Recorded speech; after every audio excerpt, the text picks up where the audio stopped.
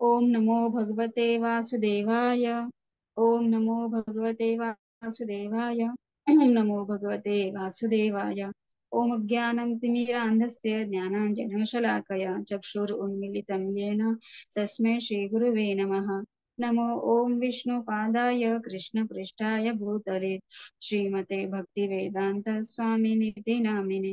नमस्ते सरस्वती देवे गौरवाणी प्रचारिणे निर्विशेष शून्यवादी पाश्चात्य देश तारिणे। श्री चैतन्य मनोभीष्टं स्थापितं येन भूतले स्वयं रूप कदा मह्यं ददाति स्वपदान्तिकम्। हे कृष्ण करुणा सिन्धो दीनबन्धु जगत्पते गोपेश गोपिका कान्त राधाकान्त नमोस्तुते। तप्त काञ्चन गौरांगी राधे वृन्दावनेश्वरी वृषभानुसुते देवी प्रणमामि हरिप्रिये। जय श्री कृष्ण जय श्री कृष्ण चैतन्य प्रभु नित्यानंद श्री अद्वैत गदाधर श्रीवासादि गौर भक्त वृंद। हरे कृष्णा कृष्ण कृष्ण हरे हरे हरे राम राम राम हरे हरे। हरे कृष्णा कृष्ण कृष्ण हरे हरे हरे राम राम राम हरे हरे।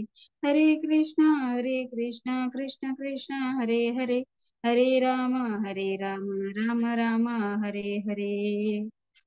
श्रील प्रभुपाद की जय। तर हरे कृष्णा सर्वांना, स्वागत आहे आपल्या या भगवद्गीता समजून घ्या 18 दिवसामध्ये या उपक्रमामध्ये। तर काल आपण पहिला अध्याय पाहिला आणि मी माझी ओळख पण करून दिली ना। माझं नाव लीना कापसे आहे आणि मी बँगलोर मधनं जॉईन करते आणि मी 4 वर्षापासून कृष्णा कॉन्शियस मध्ये आहे।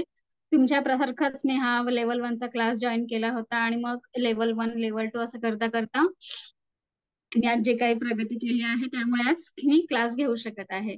तुम्ही हा असा क्लास घेऊ शकता म्हणजे तुम्ही जर अशी म्हणजे भक्तीमध्ये प्रगती केली, दररोज चॅन्टिंग वगैरे केली तशा प्रकारे। आणि आपल्या ह्या रेश्मा माता ज्या आहेत ना त्या पण मुंबईवरनं जॉईन करतात आणि आपल्याला दररोज म्हणजे स्क्रीन शेअरिंग करण्यासाठी त्या सेवा देत असतात। त्यांच्या आपल्या एवढा घरच्या जबाबदारी आणि त्या ऑफिसमध्ये काम करत असतात, काम करता करता त्या आपल्याला स्क्रीन शेअरिंगची सेवा देतात, एवढं म्हणजे रिस्क घेऊन वगैरे।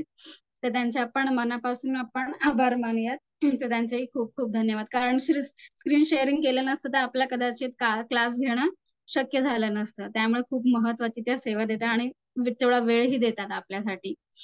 तर अशा प्रकारे आपण त्यांनाही थँक्स म्हणूयात आणि आपण आपल्या आजच्या अध्यायाला सुरू करूयात। माताजी, आपल्या त्या राधा गोविंदचा फोटो आहे ना, तर आहे का पुढे? हा हा, नाही नाही इथेच राहू देत। आपले हे इस्कॉन बँगलोरचे जे राधा गोविंद आहेत त्यांना आपण नमस्कार करूयात। आणि ज्यांनी हा उपक्रम इस्कॉनचे फाउंडर शिला प्रभुपाद आणि ज्यांनी हा उपक्रम सुरू केला कोरोना काळामध्ये, नामनिष्ठा प्रभू, आणि ज्यांच्याकडे मी भगवद्गीता शिकले ते आपल्या पूजा माताजी आणि अन्वया माताजी, त्यांनाही आपण नमस्कार करून आपला हा अध्याय सुरू करूयात। आणि स्वागत आहे आपल्या सर्वांचं आज। तर आपला आजचा माताजी पहिली स्लाइड घ्या, ती धर्मक्षेत्रे कुरुक्षेत्रे। हा, तर आपण आजचा अध्याय आज आपला दुसरा अध्याय आहे, अध्याय क्रमांक 2, गीतेचं सार। पण तो त्याच्या अध्ययनाला आपण सुरू करण्यापूर्वी आपण थोडीशी रिव्हिजन करूया की कालच्या अध्यायामध्ये आपण काय काय शिकलो। तर हा महत्वाचा श्लोक म्हणजे ज्या श्लोकाने आपली म्हणजे भगवद्गीतेची म्हणजे सुरुवात होते। तर धृतराष्ट्र विचारतो, आणि धृतराष्ट्र हा कोण आहे, तर हा कौरवांचा म्हणजे तो पिता आहे। आणि तो विचारतो, धर्मक्षेत्रे कुरुक्षेत्रे समवेता युयुत्सवः मामका पांडवाश्चैव किम अकुर्वत संजय। तर आपण हा श्लोक पाहिला होता। तर खूप इम्पॉर्टंट श्लोक आहे, तुम्ही आपल्या वहीमध्ये नोंद करून ठेवा किंवा स्क्रीनशॉट घ्या आणि मग पाठ देखील करू शकता तुम्ही। मग धृतराष्ट्राने विचारले की संजयाला, आणि संजय कोण हे देखील आपण पाहिलं होतं। संजय हा धृतराष्ट्राचा सारथी होता, म्हणजे रथ चालवणाऱ्याला आपण सारथी म्हणतो की नाही। आणि तसाच त्याच प्रकारे हा व्यासदेवांचा देखील हा शिष्य होते, आणि कृष्णांचे देखील हे भक्त होते, शुद्ध भक्त। त्यामुळे व्यास मुनींनी संजयाला दिव्य दृष्टी दिली होती, हे पण आपण पाहिलं होतं। तर पुढची स्लाइड घ्या माताजी। आणि त्यांनी धृतराष्ट्राने विचारणा केली आहे, युद्ध करण्याच्या इच्छेने एकत्र झालेल्या पांडुपुत्र आणि माझ्या पुत्रांनी काय केले आहे। पुढची स्लाइड घ्या माताजी। मंगलाचरण आपण केलं आहे, हे आपले प्रेयर्स आहेत, ते तुम्ही पाठ करून ठेवा। मग आपण काल पाहिलं होतं भगवद्गीता म्हणजे काय आहे, तर आपलं बघितलं होतं ना भगवत गीता भगवत म्हणजे भगवान आणि गीता म्हणजे गीत म्हणजे भगवंतांनी गायलेलं गीत त्याला भगवत गीता. मग भगवत गीता हे काय आहे तर हे मनुष्य जीवनाचे म्हणजे मॅन्युअल आहे. म्हणजे आपल्या जीवनाचं पुस्तक आहे. आपल्या मनुष्य जीवनामध्ये आपण ज्या काही समस्या आपल्याला भेडसावत असतात किंवा प्रॉब्लेम्स असतात त्यांच्या सगळ्याच प्रकारचे प्रश्न म्हणजे आपल्याला ह्या शाळेच्या पुस्तकांमध्ये किंवा कॉलेजच्या मध्ये वगैरे त्या ह्याच्यामध्ये शैक्षणिक ह्याच्यामध्ये त्याच्यामध्ये आपल्याला ते प्रश्नांची उत्तरं मिळू शकत नाहीत. हो की नाही. त्यासाठी आपल्याला हे भगवद्गीतेचं ज्ञान असायला हवं आणि त्यासाठी आपण भगवद्गीता वाचायला हवं. आणि मग भगवद्गीताचे 5 विषय आहेत. मग आपण भगवद्गीतेमध्ये काय शिकतो तर ते आपण बघितले होते. भगवद्गीतेचे 5 विषय काय होते तर ईश्वर म्हणजे भगवंत कोण आहेत, ईश्वर कोण आहेत. आजकाल बघतो ना जो तो म्हणतो की साधा क्रिकेटर आता हा सचिन तर त्याला पण लोक भगवंत मानून त्याची पूजा करतात. मग आणि मग बॉलिवूडचा देवता कोण आहे तर अमिताभ बच्चन. मग आम्ही अमिताभ बच्चनची पूजा करतो. ओके ना. मग पॉलिटिशियन कोण आहे तर महान असा पॉलिटिशियन कोण असेल तर त्याची आम्ही पूजा करतो. म्हणजे लोक अशी भरकटलेली आहेत त्यांना ज्ञान नाही आहे भगवंत कोण आहेत, कोणाची आपण पूजा अर्चना करायला हवं, कोणाचं आपण नामस्मरण करायला हवं.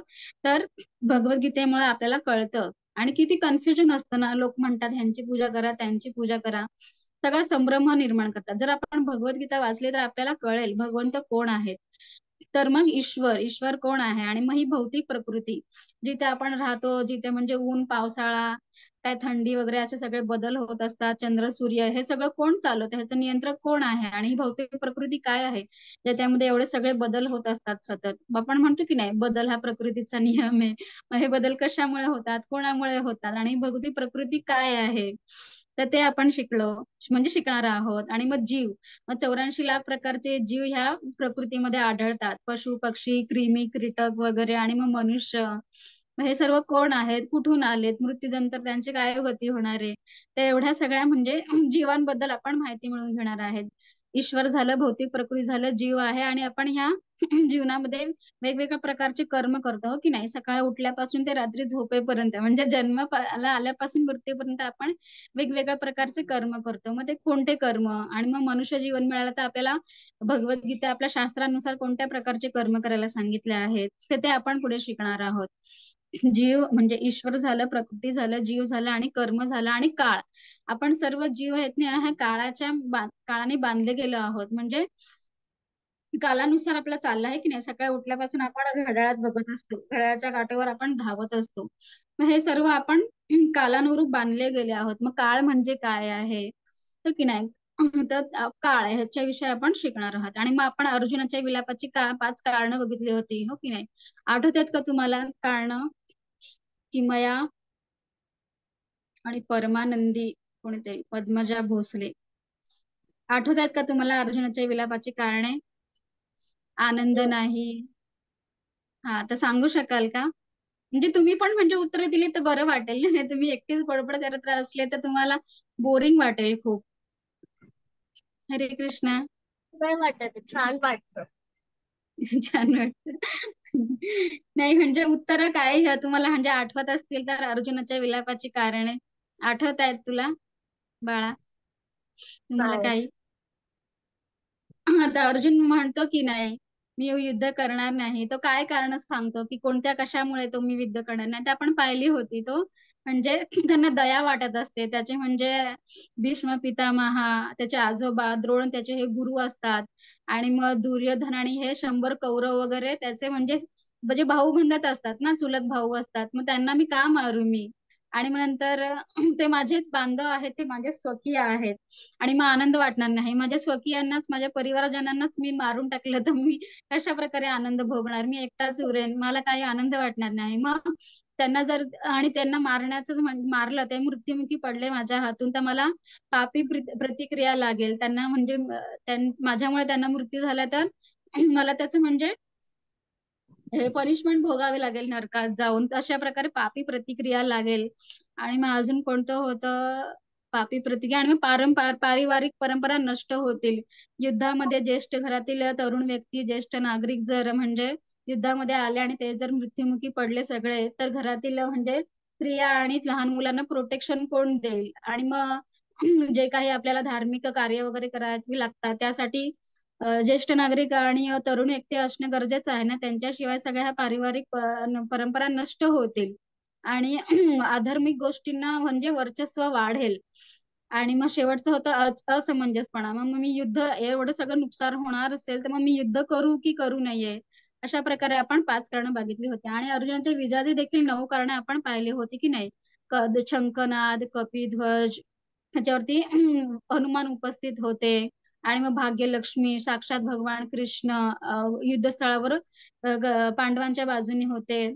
आणि दिव्य रथ अर्जुनाला मिळाला होता इंद्राकडून. ईश्वरांकडून त्यांना काय ते कोणतं तरी अस्त्र मिळालं होतं, म्हणजे शिव बाण असं काहीतरी नाव आहे, मला आठवत नाहीये व्यवस्थित. तर ते मिळालं होतं. आणि त्या दिवशी मोक्षदा एकादशी होती. तर अशा प्रकारे 9 प्रकारची आपण कारणं बघितली होती. हो की नाही, तुम्ही तुमच्या वहीमध्ये लिहून ठेवा. तर अशा प्रकारे रिव्हिजन पण देखील करणं आपलं गरजेचं आहे. म्हणे तर काय म्हणतात ते, पुढचं पाठ आणि मागचं सफळ असं व्हायला नको आपल्याला. त्यामुळे आपण थोडक्यात आपण रिव्हिजन घेतले. तर पुढची स्लाइड घ्या माताजी. अशा प्रकारे आपण 9 कारणं बघितली होती.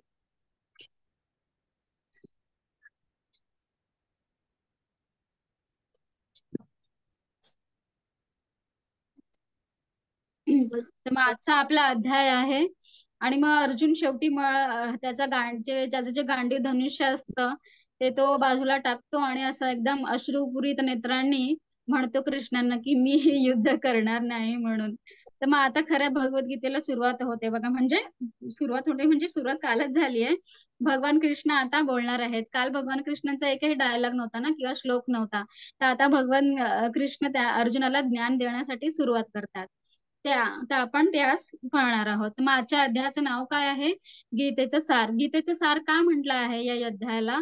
कारण या दुसऱ्या अध्यायामध्ये ऑलमोस्ट पुढच्या जे आपण पुढचे जे 16 अध्याय बघणार आहोत त्या अध्यायामध्ये जे काही म्हणजे भगवान कृष्णांनी ज्ञान आपल्याला सांगितलं आहे भगवद्गीतेमध्ये, त्या सगळ्यांचं म्हणजे संक्षिप्त स्वरूपामध्ये ह्याच्यामध्ये दिलेलं आहे. म्हणजे आता आत्म्याचं ज्ञान बघा ह्याच्यामध्ये आपण शिकणार आहोत. आणि मग परत ही भौतिक प्रकृती काय आहेत, मग कर्म काय आहेत, मग भक्ती म्हणजे काय आहे, भक्ती योग म्हणजे काय, मग संन्यास म्हणजे काय, मग कर्म संन्यास म्हणजे काय, म्हणजे कर्म करिता आपण कशा प्रकारे संन्यासामध्ये राहू शकतो वगैरे, अशा प्रकारे हे सगळं ज्ञान म्हणजे संक्षिप्त रूपाने दिलं आहे. आणि मग ह्या सगळ्या गोष्टी आहेत ना, प्रत्येक पुढच्या अध्यायामध्ये डिटेलमध्ये सगळं सांगितलं आहे. मग तप म्हणजे काय, ज्ञान म्हणजे काय, मग यज्ञ वगैरे काय आहे, आणि 84 लाख योनी वगैरे वगैरे काय, त्यांचं विश्वरूप वगैरे, असं सगळं म्हणजे ना पुढच्या अध्यायामध्ये विस्तारित स्वरूपामध्ये दिलं. आणि ह्या दुसऱ्या अध्यायामध्ये त्यांचं सारांश रूप दिला आहे. तर ते त्यामुळे त्याला गीतेचं सार असं म्हटलेलं आहे. तर पुढची स्लाइड घ्या माताजी. गीतेचं सार. हा. तर मी आताच सांगितलं की नाही, अर्जुनाने 5 कारणं दिली होती. करुणा नाही म्हणजे दया वाटत होती त्याला. सर्वांचा मृत्यू म्हणजे परिवारजनच मृत्यू पावले तर त्याला कोणताही आनंद वाटणार नाही, साहजिकच आहे की नाही. मग पापी प्रतिक्रिया लागेल, कौटुंबिक परंपरा नष्ट होतील, आणि मग असमंजसपणा, अनिश्चित नाहीये ते असमंजसपणा, मग मी युद्ध करू की करू नये, अशा प्रकारे. पुढची स्लाइड घ्या माताजी. हा. तर मग आता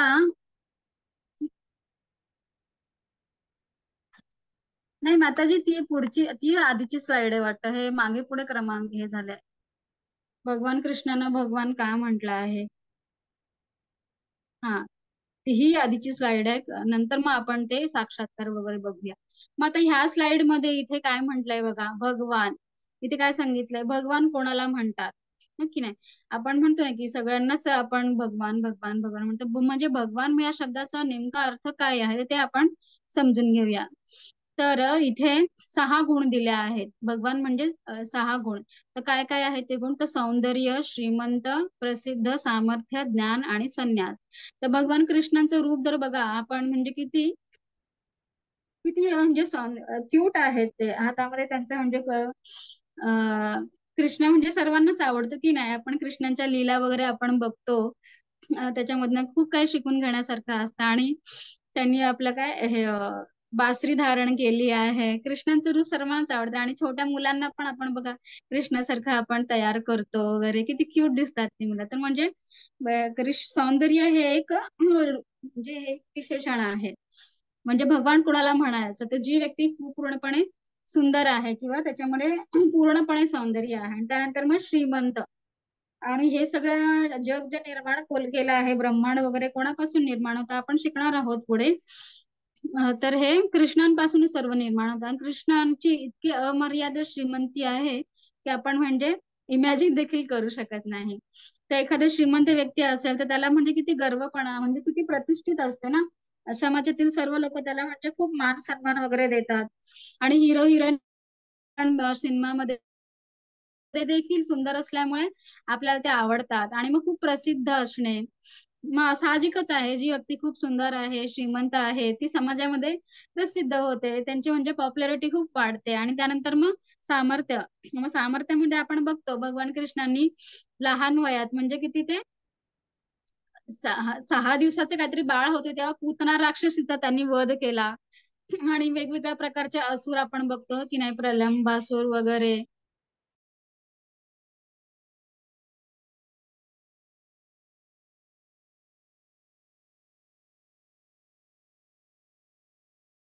हरे कृष्ण माताजी, तुमचा आवाज येत नाही.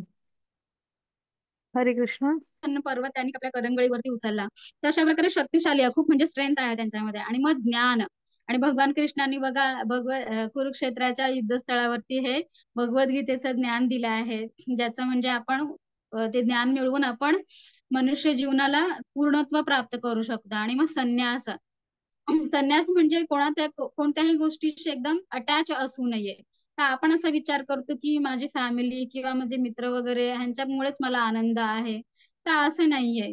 तर ते म्हणजे आत्माराम आहेत. आत्मारामचा अर्थ म्हणजे काय, ते स्वतःशी म्हणजे खुश आहेत. त्यांना असं नाही की कोणी माझ्या जीवनामध्ये नसेल तर मी खूप म्हणजे दुःख होईल, मग मी आत्महत्याच वगैरे करतो, अशा प्रकारचा भाग नाहीये. ते म्हणजे त्यांना सर्व प्रिय देखील आहेत पण त्यांच्यापासून ते अलिप्त देखील आहेत. मग ते नसतील तर माझ्या आयुष्यामध्ये काही दुःख, म्हणजे मी दुःखी असेल, माझ्या जीवनात काही सुख नाहीये. तर अशा प्रकारे डिटॅचमेंट असायला हवा. तर हा डिटॅचमेंट भाव आहे कृष्णामध्ये पूर्णपणे भरभरून आहे. तर अशा प्रकारे हे 6 जे गुण ज्याच्यामध्ये म्हणजे पूर्णपणे आढळून येतात त्या व्यक्तीला म्हणजे भगवान. आणि मग हे गुण कोणामध्ये पूर्ण मध्ये आहे तर ते कृष्णांमध्ये. तर मग इंग्लिश मध्ये इथे दिलंय बघा, रिचनेस म्हणजे फेमस, पॉप्युलर, स्ट्रेंथ म्हणजे शक्तिशाली, नॉलेज ज्ञानाने पूर्ण. आणि हे चार जे वेद वगैरे जे आले आहेत ते कोणापासून आपल्याकडे आले आहेत, कृष्णांपासूनच आलेत.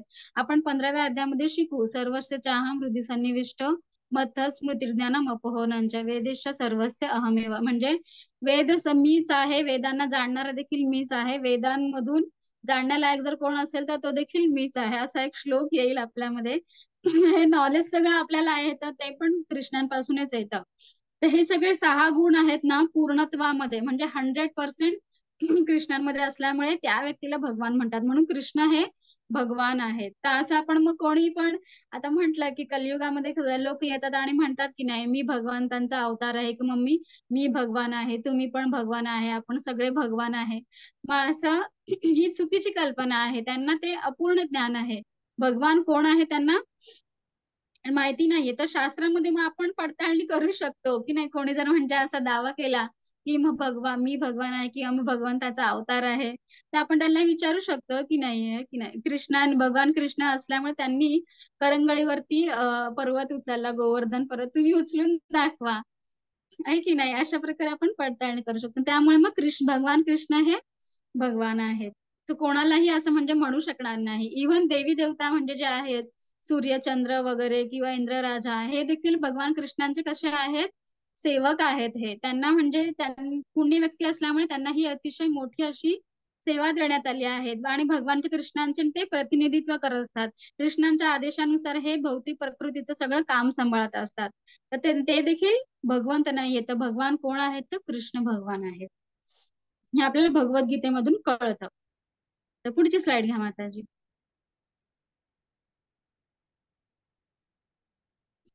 हा, तर आता आपल्याला भगवान कृष्णांनी आत्मसाक्षात्कार सांगितला आहे. मग साक्षात्काराचे इथे 3 मार्ग आपल्याला भगवद्गीतेमध्ये आपण शिकायला मिळतात. मग ते कोणकोणते? मग इथे ब्रह्मन परमात्मा आणि भगवान. मग ब्रह्मन म्हणजे नेमकं काय? तर आता आपण बघतो बघा, आपल्याला म्हणजे योग वगैरे करायला सांगतात, ध्यान वगैरे आपण करतो. मग ते काही लोक काय म्हणतात की डोळे बंद करा आणि मग डोळ्यांसमोर आपल्याला असा एक प्रकाश जाणवतो. मग हा प्रकाश म्हणजे कोण आहे? एक बिंदू आहे, काहीतरी असा छोटासा बिंदू आहे आणि त्या बिंदूपासून असा प्रकाश निर्माण होतो. आणि भगवंत जे आहे त्यांचं निराकार आहे. निराकार म्हणजे त्यांना काही रूप नाहीये. ते फक्त म्हणजे भगवंत कोण आहे तर म्हणजे ते एक प्रकाश आहे. भगवंतांचं तर साकार रूप आहे पण त्यांना माहिती नाहीये. ते असं म्हणजे त्या प्रकाशालाच ते भगवंत मानतात, हो की नाही? मग मग हा प्रकाशालाच ते भगवंत म्हणतात. मग ते डोळे बंद करून त्या प्रकाशावरतीच म्हणजे ध्यान वगैरे करत असतात. मग हा देखील एक साक्षात्काराचा मार्ग आहे. आपण ध्यान वगैरे करू शकतो. पण इथे ह्या मार्गामध्ये ब्रह्मणमध्ये ना भगवंतांची ऍक्टिव्ह सेवा नाहीये. आपण नुसतं म्हणजे डोळे मिटून त्या प्रकाशावरती ध्यान करत बसलो, किती वेळ आपण बसणार आहे हो? हे की नाही? मनामध्ये तर वेगवेगळे विचार येत आहेत, मन तर शांत नाहीये, पण नुसतं डोळे बंद करून आपण त्या प्रकाशावरती ध्यान करू शकत नाही तिथे म्हणजे. आणि हा प्रकाश कोणामुळे येतोय? भगवान कृष्णांचाच हा तेज आहे, त्यांच्या शरीराचाच हा तेज आहे. पण तिथे कोणत्या प्रकारचंही साकार रूप नाहीये, म्हणजे कृष्ण आपल्याला दिसत नाहीये, फक्त प्रकाश आहे आणि कृष्णांची सेवा देखील नाहीये. त्यामुळे आपण इंद्रिय आहे ना या ध्यानामध्ये हे नाही करू एंगेज नाही करू शकत. मग खूप लवकर आपल्या त्याच्यावरनं ध्यान विचलित होतं. पण हा साक्षात्काराचा एक प्रकार आहे, पण हा पूर्ण प्रकार नाहीये. तिथे आपल्याला म्हणजे धोके खूप असतात. आपण या ध्यानावरनं आपल्याला विचलित होण्याचा म्हणजे धोका असतो. आणि मग त्याच्यानंतर दुसरा कोणता आहे तर परमात्मा. भगवान कृष्ण परमात्मा स्वरूप आपल्या सर्वांच्या हृदयामध्ये आहेत, पण ते देखील म्हणजे कसं तात्पुरते स्वरूप आहे. भगवान कृष्ण हे वैकुंठामध्ये बघा चतुर्भुज रूपामध्ये असतात, पण तोही तात्पुरता आहे, हो की नाही? आपण परमात्मावरती आपण ध्यान वगैरे करणे ही खूप अशी क्लिष्ट अशी म्हणजे काय क्लेशकारक अशी प्रक्रिया आहे. योग प्रक्रिया वगैरे करा. आपण ध्यान योग या 6व्या अध्यायामध्ये आपण शिकणार आहोत की त्याच्यामध्ये खूप अशा म्हणजे प्रक्रिया असतात. आधी ध्यान वगैरे करा, योग आसन नियम वगैरे आणि वेगवेगळ्या प्रकारच्या खूप अशा कंडिशन्स असतात. आणि कृष्ण म्हणजे आपल्या हृदयामध्ये जे परमात्मा स्वरूप आहे त्याच्यावरती ध्यान करा, डोळे मिटून बसा आणि जंगलात वगैरे वगैरे जाऊन वगैरे बसा. आम्हाला खूप प्रकारचं म्हणजे उष्णता, ऊन असेल, ताप असेल, पाऊस असेल, थंडी वगैरे असेल, ह्या सगळं आपल्याला सहन करावं लागतं. पण तेवढी तर आपली म्हणजे काय म्हणतात टॉलरन्स किंवा आपला सहिष्णुपणा नाहीये, सहनशक्ती नाहीये ना. त्यामुळे आपण परमात्मा स्वरूपावर पण आपण जास्त वेळ ध्यान करू शकत नाहीये. आणि त्याच्या पलीकडे मग कोणतं आहे तर भगवान कृष्ण. मग हे भगवान कृष्ण जे रूप आहे हे आपलं कसं आहे साकार रूप आहे, म्हणजे डोळ्यांनी आपण पाहू शकतो की नाही कृष्णांनी. आणि त्यांचं श्याम सुंदर रूप आहे. त्याच्या पलीकडे जाऊन आपण बघितलं तर त्यांच्या हातामध्ये बासरी आहे आणि ते राधाराणी सोबत आहेत. तर अशा प्रकारे आपण हे ब्रह्मन परमात्मा आणि भगवान म्हणजे जिथे आपण भगवान कृष्णांना सर्व गोष्टींमध्ये पाहतो तर तिथे आपल्याला म्हणजे ह्याला भगवान साक्षात्कार आणि हा पूर्णत्व आहे. कारण आपले जे सर्व सेन्सेस आहेत म्हणजे इंद्रिय आहेत ते आपण कृष्णाच्या भक्तीमध्ये आपण युक्त करू शकतो. फक्त डोळे मिटून आपल्याला जर ध्यान करायला सांगितलं तर ते दीर्घकाळासाठी शक्य नाहीये. आणि परमात्म्यावरती पण जरी आपण ते कृष्णांचंच म्हणजे विस्तारित रूप आहेत परमात्मा, त्यावर देखील म्हणजे खूप आपल्याला म्हणजे क्लिष्टकारक असं म्हणजे सेन्सेस वरती कंट्रोल वगैरे करावा लागतो.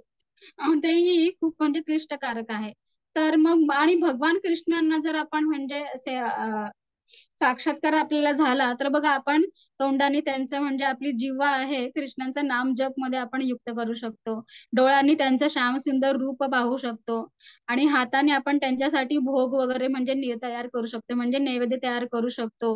पायांनी आपण त्यांच्या म्हणजे मंदिराला जाऊ शकतो. अशा प्रकारे आपली सर्व इंद्रिय त्यांच्या साकार रूप मध्ये युक्त होतात. त्यामुळे तिथे धोक्याचा म्हणजे संभव कमी असतो. माया भगवान कृष्णांची शक्ती माया ही खूप म्हणजे दुस्तर आहे, पण तरीही तिथे ना धोक्याचं प्रमाण खूप कमी असतं. अशा प्रकारे हे आत्मसाक्षात्काराच्या 3 पायऱ्या आपल्याला सांगितल्या आहे. आणि सर्वात सोपा कोणता आहे तर भगवान फीचर. आणि मग भगवान कृष्णांना आपण सर्व सर्वांमध्ये बघायचं. तर पुढची पायरी घ्या माताजी, सॉरी पुढची स्लाइड घ्या. हा, मग इथे काय सांगितलं आहे बघा, कठीण वेळी आपण कोणाकडे जातो. माताजी मागची एक स्लाइड राहिली का नाही, ती तुम्ही आता घेतलीत ना? हरे कृष्णा रेश्मा माताजी. हो, आपण ती घेतली ना, आधी ती घेतली ना आपण. हा हा, येस येस, करेक्ट. नाही मला हे झालं. हे बघा, हा हे हा, आपण करेक्ट. आधी घेतली, हा मग हा, ही येस. घेतली. हा, करेक्ट. तर भगवान कृष्ण हे सर्वोच्च भगवान आहे, तर आपल्याला आता कळलं आहे. आणि मग आता आपण संकटामध्ये असता आपण की नाही, आठवतं की नाही, भगवान का माझ्याशी तू असं केलंस, का माझ्या जीवनामध्ये दुःख आहे. आनंदाच्या वेळेस तर आपण भगवंताला कधी आठवत नाही ना, किंवा आपण सेलिब्रेट करण्यामध्ये इतके मग्न झालेलो असतो, आपल्याला आठवत देखील नाही भगवंत. आणि मग जेव्हा जीवनामध्ये दुःख येतो, आपण समस्याने म्हणजे घेरले जातो, तेव्हा आपल्याला म्हणजे खूप देवाची आठवण येते. भगवंतांनी माझ्याच आयुष्यात काय एवढं दुःख वाढून ठेवलंय. भगवंतांचे म्हणजे बोलण्याचे आपल्याला म्हणजे स्मरण करतो दुःखाच्या वेळेस. मग आपण कोणाकडे जातो? मग अर्जुनाने काय केलंय, आपण पण भगवंतांकडे जातो की नाही, भगवंतांना स्मरण करतो, विचारतो भगवंतांना, द्वेष करतो कधी कधी, भगवंतांनी मला एवढं दुःख दिलं तर मग मी भगवंतांना भगवंत स्मरण पण करणार नाही किंवा मंदिरात जाणार नाही, अशा प्रकारचे आपण म्हणजे वागायला लागतो. मग आता अर्जुन पण इथे दुःखामध्ये पूर्णपणे बुडाला आहे.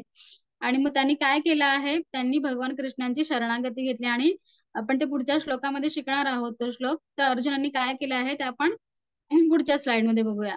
आपण पण भगवंतांना स्मरण करतो ना, तर तशाच प्रकारे अर्जुना देखील येत. हा, या श्लोक बघा. कार्पण्य दोष अर्जुन उवाच, ऍक्च्युली हा अर्जुन हा श्लोक म्हणत आहे.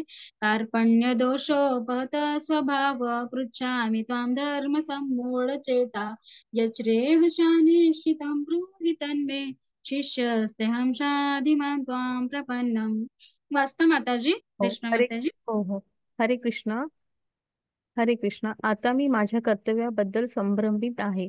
या स्थितीत मी सांगण्यास सांगत आहे की माझ्यासाठी काय चांगले आहे हे मी स्पष्टपणे सांगतो. मी तुमचा शिष्य आहे आणि आणि आत्म्याने तुमच्या स्वाधीन केले आहे. कृपया मला सूचना द्या. हरे कृष्णा.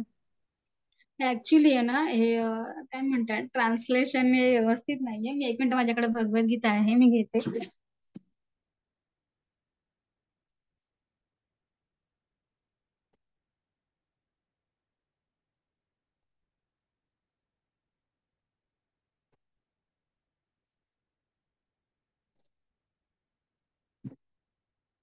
माझ्याकडे ऍक्च्युली मी इंग्लिश घेऊन बसले होते इकडे, पण आपला क्लास तर मराठीमध्ये आहे ना. एक सेकंड.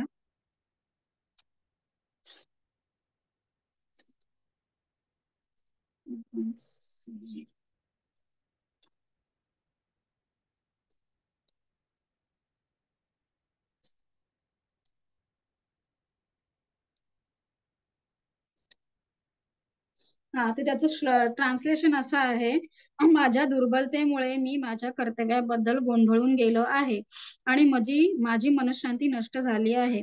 अशा स्थितीत माझ्यासाठी निश्चितपणे सर्वात श्रेयस्कर काय आहे याबद्दल मी तुम्हाला विचारित आहे. मी तुमचा शिष्य आहे आणि तुम्हाला शरण आलो आहे.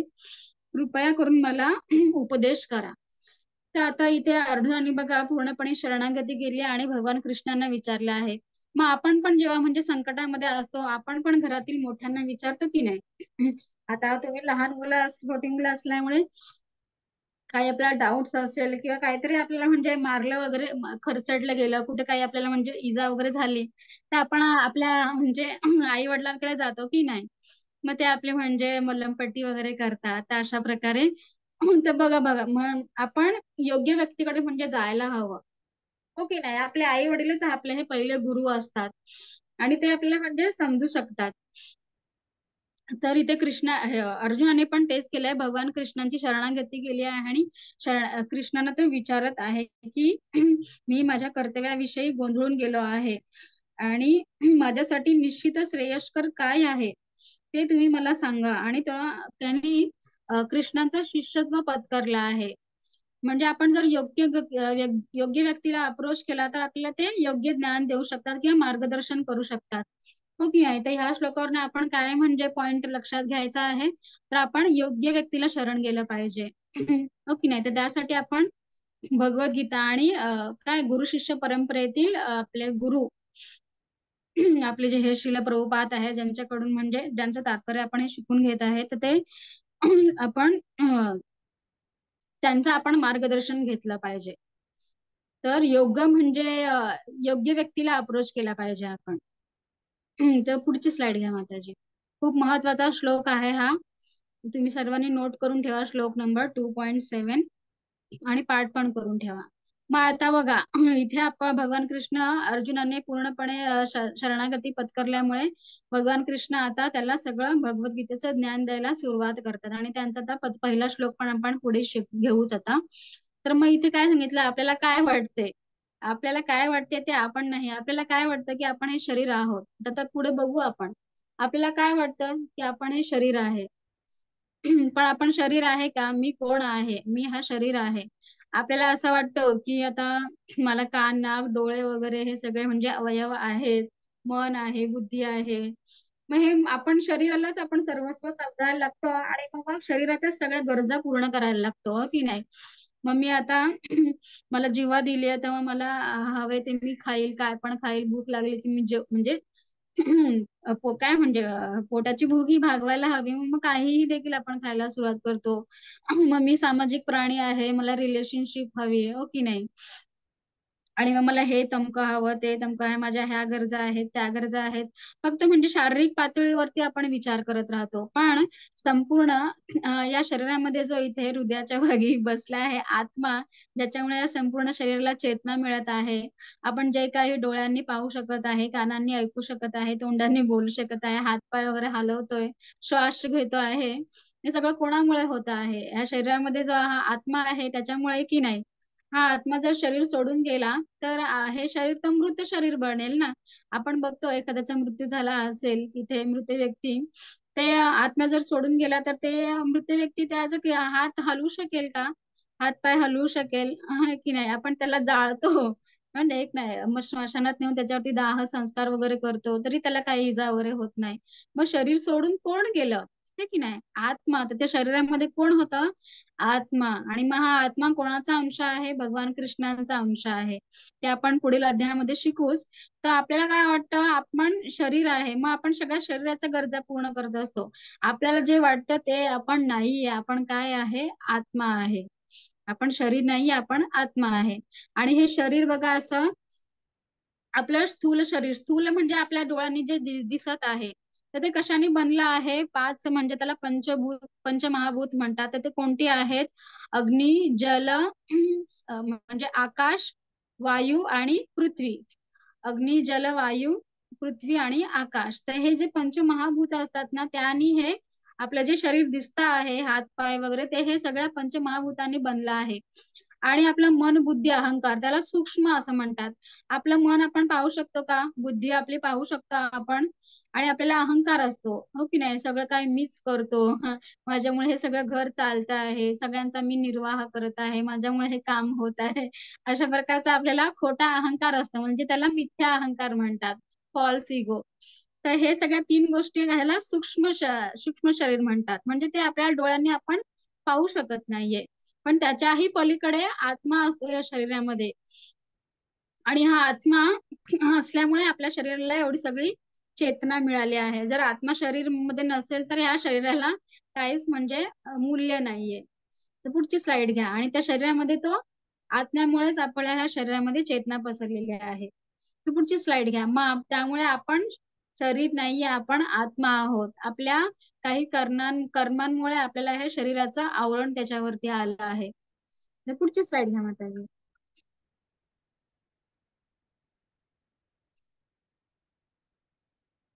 हा, तर आता मग ह्या स्लाइड मध्ये दिलंय बघा, living and non living things. तर आपण कशा प्रकारे ओळखू शकतो, जीव आपण शरीर आहे का शरीर, आपण शरीर नाही आत्मा आहे, आपण कशा प्रकारे ओळखू शकतो. आता बघा या स्लाइड मध्ये काय दाखवलंय, इथे हा सिंह आहे, इथे झाड आहे, एक छोटा मुलगा आहे, इथे कोंबडी आहे, ह्या सगळ्या काय आहेत, सजीव गोष्टी आहे, म्हणजे त्यांच्यामध्ये काय आहे, आत्मा आहे, हो की नाही. आता कोणीतरी म्हणेल की झाडे काहीतरी हलत नाही, ते एकाच ठिकाणी असतात, मग त्यांच्यामध्ये कसा आत्मा आहे, म्हणजे आणि पक्षी हे तर त्यांना तर बुद्धी नाहीये, ते काहीही खातात, कुठेही जातात, कोणाशीही संबंध करतात. म्हणजे त्याच्याकडे मग कसं त्याला कसा आत्मा आहे, पण त्याच्यामध्ये जीव आहे ना. त्याच्या शरीरामधनं जर जीव गेला म्हणजे सॉरी आत्मा निघून गेला, तर ते त्याचं शरीर हे मृत शरीर होणार आहे. तर आपण पाहू शकतो की लोक म्हणतात आत्मा वगैरे काही नसतं, त्यांना विश्वास नसतो आत्म्यावरती. तर ह्या उदाहरणावरती आणि आपण म्हणतो की नाही, झाडांना वगैरे आपण जेव्हा कापतो तर जोरात असा म्हणजे कट असा आवाज येतो, पण त्यांचं म्हणजे चेतना ही विकसित नसल्यामुळे ते म्हणजे काय अपोज करू शकत, म्हणजे विरोध करू शकत नाही की आम्हाला मारू नका वगैरे, ते सगळं सहन करतात सगळं. मग आणि आपण म्हणतो की नाही जे झाडं मेली आहेत वगैरे, हे वृक्ष मेले आणि मेल्यानंतर त्याच्यामधनं आत्मा निघून गेल्यानंतर ते झाड कसं वाळायला लागतं की नाही, आणि त्याला व्यवस्थित पाऊस पाणी ऊन वगैरे मिळालं नाही तरी पण मग त्याचा मृत्यू होतो. म्हणजे झाडांमध्ये देखील आत्मा आहे, परमात्मा आहे. हे आपण शिकू पुढच्या अध्यायामध्ये, आत्म्याबरोबर परमात्मा पण असतो म्हणून. आणि ही कोंबडीचं पण तसंच उदाहरण आहे. आत्मा असल्यामुळेच त्याचा जीव आहे की नाही, आत्मा नसेल तर ते कसं काय म्हणजे जिवंत राहणार, ते मृत शरीर होईल. तर अशा प्रकारे ह्या 84 लाख योनी असतात, सजीव आपण ज्यांना म्हणतो. आणि ह्या निर्जीव गोष्टी बघा, इथे छत्री दिला आहे, इथे कसलं तरी चित्र आहे, कार वगैरे आहे. मग आता आपण कार चालवत असेल एखादी व्यक्ती ड्रायव्हर, तर त्याला आपण असं म्हणतो का की तो व्यक्ती कार आहे? नाही ना. ती कार कोणामुळे चालत आहे? त्या कार मध्ये तो ड्रायव्हर बसला आहे आणि त्या ड्रायव्हरचा तो म्हणजे जसा म्हणजे त्या कारला सूचना देतो, तशी ती कार म्हणजे तो स्पीड वगैरे वाढवतो, डावीला वळायचं उजवीला वळायचं, स्पीड कमी करायचा किंवा मग ब्रेक लावायचा थांबवायचा, तेव्हा ती कार म्हणजे त्याच्या सूचनानुसार आपण इन्स्ट्रक्शन नुसार ते कार म्हणजे चालवत असतं. मग आपण असं म्हणू शकत नाही ना त्या ड्रायव्हरला की तो ड्रायव्हर हे कार आहे. तर त्याचप्रमाणे आपण आपण या शरीरामध्ये आत्मा असल्यामुळे आपण असं म्हणू शकत नाही की मी शरीर आहे, तर आपण काय आहे, आत्मा आहे. हो की नाही. आणि मग इथे पण खाली या चित्रामध्ये बघा काय दिले आहे, सजीवांमध्ये इथे काही व्यक्तींची चित्र दिली आहेत, मग इथे प्राणी वगैरे, आणि मग इथे काय म्हणतात झाडं वेली वगैरे. आणि इथे हे डोंगरामध्ये पण आपण ह्या अचर वस्तू आहेत, म्हणजे त्या हलू शकत नाहीत, म्हणजे त्याच्यामध्ये पण देव आहेत. म्हणजे ते निर्जीव आहे, ते हलू शकत नाही, पण त्याच्यामध्ये पण चर अचर, भगवान कृष्ण म्हणतात चर अचर मध्ये मी आहे. आणि ही बिल्डिंग वगैरे आपण त्याच्यावरती आपण एवढा म्हणजे काय अहंकार म्हणतो की मी ही बिल्डिंग वगैरे बनवली आहे, मी सगळा खर्च आला आहे. पण ज्या मनुष्याने ह्या सगळं म्हणजे बिल्डिंग वगैरे बांधल्या आहे, त्याच्या हातापायांमध्ये शक्ती वगैरे कशा कोणामुळे आली, या शरीरामध्ये आत्मा असल्यामुळे तो हे सगळं बांधू शकला ना. नाही तो कसं म्हणजे मृत शरीर कसं काय हे सगळं करू शकेल. तर मग शेवटी निष्कर्ष काय निघतो, तर आत्मा हा आहे, आणि आत्मा कसा आहे, हा शाश्वत आहे, आणि तो भगवान कृष्णांचा शाश्वत आहे, अंश आहे, सनातन अंश आहे. मग पुढची स्लाइड घ्या माताजी. मग आत्म्याचं काय कर्म आहे, आत्म्याचा स्वभाव काय आहे, आणि मग हा मी आता तेच ह्या गाडीचं उदाहरण दिलं आहे बघा. हा ड्रायव्हर प्रमाणे ही गाडी सर्व म्हणजे काम करत असते गाडीला, म्हणजे आणि हे त्या ड्रायव्हरला आपण म्हणू शकत नाही की मी का तो कार चालवत आहे म्हणून त्याला ड्रायव्हरला आपण असं म्हणू शकणार नाही की तो गाडी आहे. तर तसंच हे आपल्या शरीराचं देखील आहे. या शरीराला देखील हा शरीरामध्ये आत्मा असल्यामुळे ही सर्व चेतना पसरलेली आहे, आणि आपण हे सर्व जे काही दैनंदिन कर्म आहे ते करू शकत आहे. शरीरामध्ये जर आत्मा नसेल तर हे मृत शरीर असेल, त्याचं काहीच व्हॅल्यू नाही, ते काही करू शकत नाही. त्यामुळे आपण हे जे म्हणतो शरीर शरीर शरीर आणि शरीराच्याच नुसता गरजा भागवत असतो, तर ते शास्त्रानुसार चुकीचं आहे. आणि मग जर आत्मा या शरीरामध्ये असेल तर मग हा आत्मा कुठून आला, मृत्यूनंतर हा आत्मा कुठे जाणार आहे. आत्मा तर अगदी सूक्ष्म आहे ना, तो आपल्या डोळ्यांना दिसत पण नाही. मग एखादा व्यक्ती म्हणेल हृदयामध्ये आहे आत्मा, तर मग मी ऑपरेशन करून बघतो, तो तसाही आपण त्याला बघू शकत नाही. मग आत्म्याचा साईज काय आहे ते आपण पुढील बघू. मग आपण शरीर नाही, आपण आत्मा आहे. मग आत्म्याचं काय कर्म आहे, त्याचा स्वभाव काय आहे वगैरे ते बघूयात आपण आता पुढे. पुढची स्लाइड घ्या आता.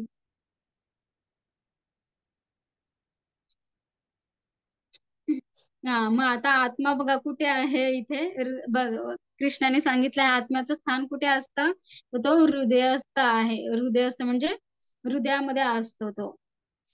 तर पुढची स्लाइड घ्या. हा, आणि मग आत्म्याचं काय आहे इथे एक सुंदर स्टोरी आहे. ती स्टोरी सांगते.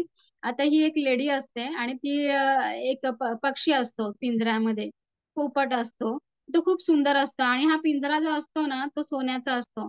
आणि ही एक लेडी असते, ती जाऊन त्या पिंजऱ्याला त्या पक्षाला त्या पिंजऱ्यासकट विकत घेऊन येते.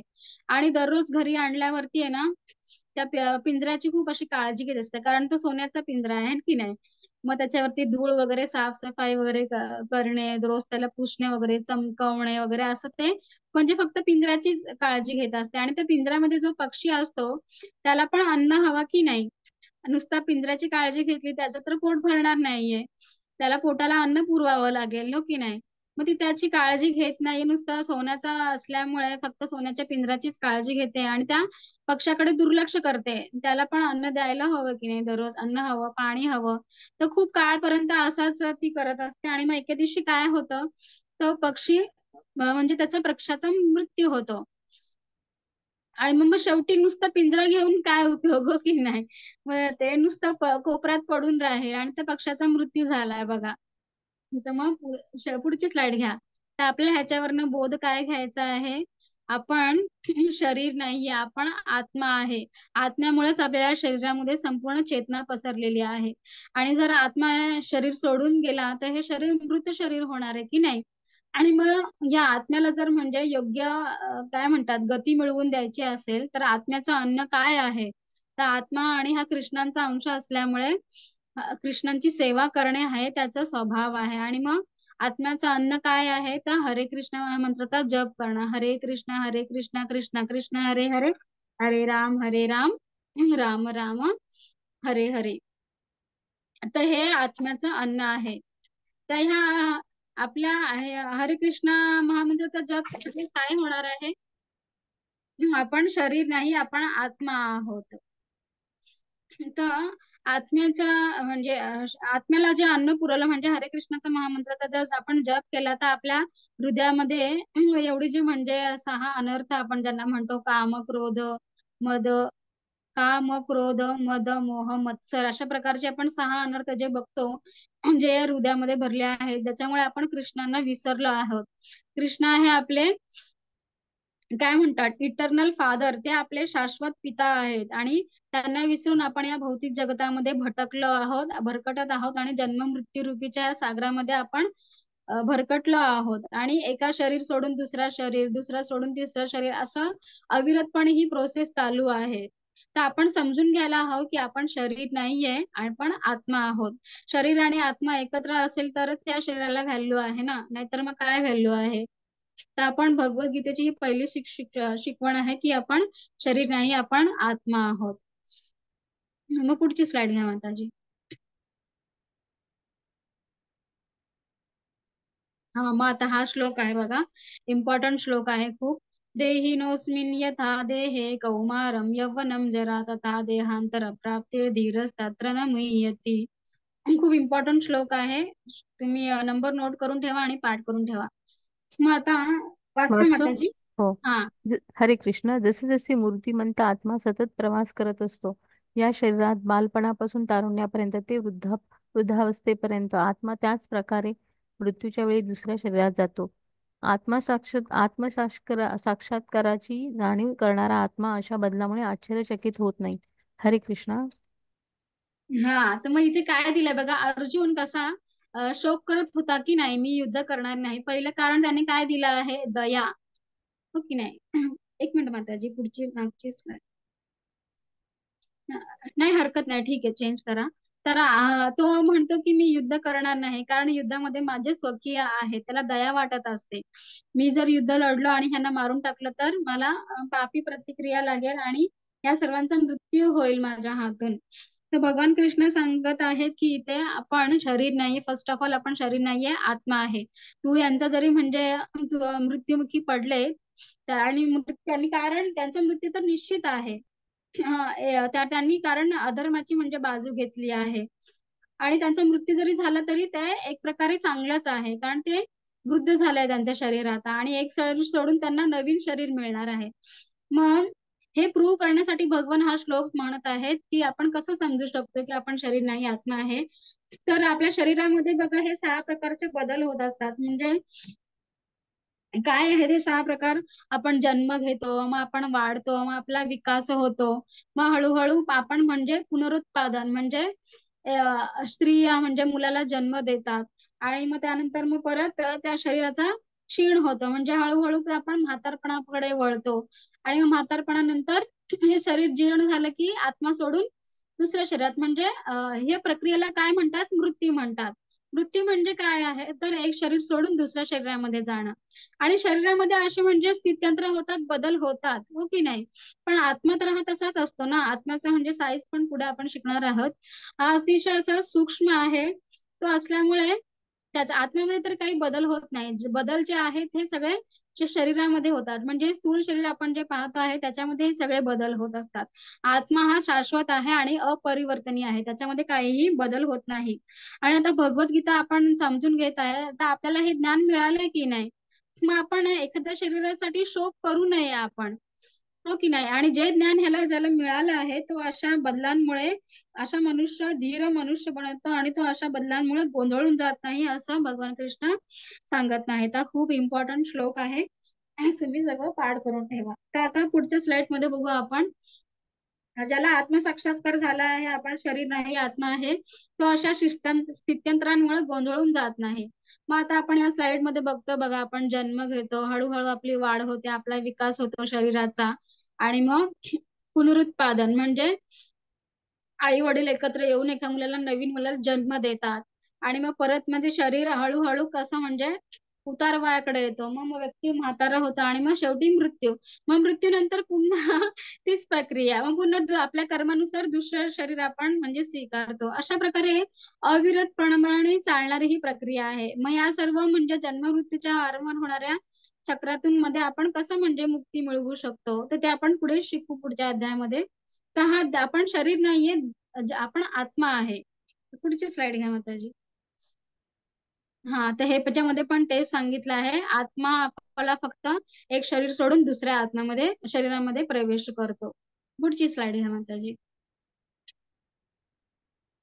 हा एक सेकंड. मृत्यूच्या वेळी आत्मा दुसरे शरीर,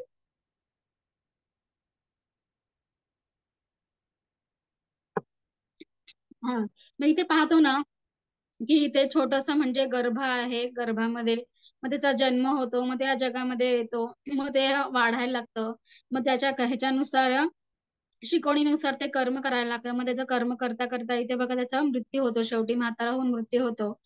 मग पुन्हा इथे त्याला दुसरं शरीर बघा, इथे बघा त्यांनी त्याच्या कर्मानुसार इथे दुसरं शरीर मिळवलं आहे. आणि मग पुन्हा तीच प्रक्रिया, मग पुनरपी जननम पुनरपी मरणम अशा प्रकारे ही मृत्यूच्या वेळेस एक शरीर सोडून दुसरा शरीर घेतो. त्यामुळे तू शोक करण्याची गरज नाही असे भगवान कृष्ण अर्जुनाला सांगत आहेत. आणि मग ह्याच्यामध्ये काय दिलं सायकल, मी तेच सांगितलं ना, 6 प्रकारची स्थित्यंतरे आपल्या ह्या शरीरामध्ये होत असतात. कौमारम यौवनम जरा, कौमार म्हणजे कुमार वय, यौवन म्हणजे तरुण वय, कौमारम यौवनम जरा म्हणजे ओल्ड एज. मग ओल्ड एज मध्ये आपण बघतो नाना प्रकारचे आपल्याला म्हणजे खूप पेनफुल असतं की नाही ओल्ड एज. डोळ्यांची म्हणजे दिसण्याची क्षमता कमी होते, ऐकण्याची क्षमता कमी होते, दात वगैरे पडतात, व्यवस्थित अन्न चरवण करता येत नाही, हातापायातील म्हणजे काय दुःख व्हायला लागतं, शरीरामध्ये खूप पीडा होते, दुःख होत असतं. तर अशा प्रकारे ओल्ड एज पण हे खूप पेनफुल आहे. आणि मग शेवटी पूर्णपणे शरीर म्हणजे एकदम निकामी होतं, जिथे आता म्हणजे आत्मा त्रास सहन करू शकत नाही, मग तेव्हा ते आत्मा शरीर सोडून दुसरे शरीर त्याच्या कर्म या जीवनामध्ये आपण ज्या प्रकारचे कर्म करतो त्यानुसार आपलं पुढचं शरीर आपल्याला कर्मानुसार मिळतं. हे लाईफ सायकल ह्याला म्हणतात. तर हे फक्त आपण भगवद्गीतेमध्येच शिकू, दुसरे इतर कुठेच आपल्याला हे ज्ञान मिळणार नाही. तर खूप लकी आहात तुम्ही. तर पुढची स्लाइड घ्या माताजी. हा मग या उदाहरणामध्ये आपण पाहतो बघा की इथे लहान मुलगा जेव्हा असतो छोटा तर तो हे छोटस सायकल चालवतो, मग जेव्हा जेव्हा तो कुमार वयामध्ये येतो म्हणजे त्याचा विकास होतो, वाढायला लागतो, तिथे अशी ही या प्रकारची सायकल. आणि मग जेव्हा तो यंग एज मध्ये असतो, तरुण असतो, तेव्हा ही बाईक वगैरे घेतो आणि मग त्याच्यानंतर मग कार वगैरे तो चालवायला लागतो. तर हे कसं म्हणजे शरीराशी म्हणजे कंपॅरिझन केलं आहे. जसं आपल्या शरीरामध्ये बदल होत जातात तसं आपण चालणारं वाहन पण बदलत जातं ना. म्हणजे शरीर हे मध्ये बदल होणार आहे, पण आत्मा कसा आहे, हा शाश्वत आहे तो, आणि कृष्णांचा तो अंश आहे. त्यामुळे आत्म्याचा स्वभाव, आत्म्याने म्हणजे कृष्णाच्या सेवेमध्ये आपण हे केलं पाहिजे, युक्त केलं पाहिजे. म्हणजे पुढच्या ह्या उदाहरणावर पण समजू शकतो शरीरामध्ये कशा प्रकारे बदल होतात. या बदलामध्ये आपण गोंधळून जायचं नाही. पुढची स्लाइड घ्या माताजी.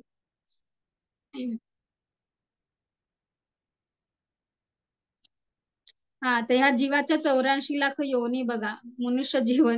माझ्याकडे एक श्लोक आहे, हा पद्मपुराणामध्ये हा श्लोक सांगितला आहे.